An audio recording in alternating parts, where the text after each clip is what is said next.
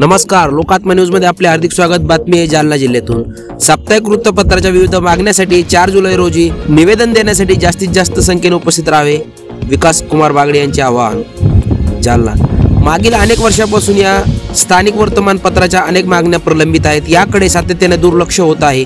त्यामुळे साप्ताहिकाच्या विविध मागण्यासाठी व्हॉइस ऑफ मीडिया साप्ताहिक विंगच्या वतीने राज्यभरात दिनांक 4 जुलै रोजी निवेदन देण्यात येणार असून यावेळी जिल्ह्यातील जास्तीत जास्त पत्रकारांनी उपस्थित राहावे असे आवाहन व्हॉइस ऑफ मीडिया साप्ताहिक विंग महाराष्ट्र कार्यकारिणी सदस्य विकास कुमार बागडे यांनी केले आहे। जालना जिल्ह्यातील 4 जुलै रोजी साप्ताहिक विंगच्या वतीने सकाळी 11 वाजता जिल्हाधिकारी जालना यांना निवेदन देण्यात येणार आहे।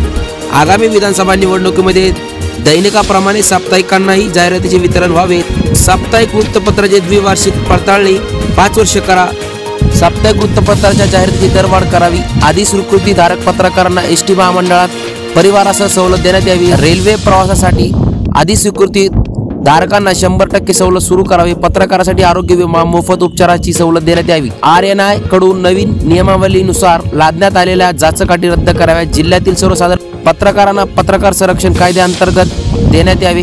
कायद्याची 100% अंमलबजावणी करण्यात यावी व उत्सुक गरजवंत पत्रकारांना हमखास शस्त्र परवाना देण्यात यावा।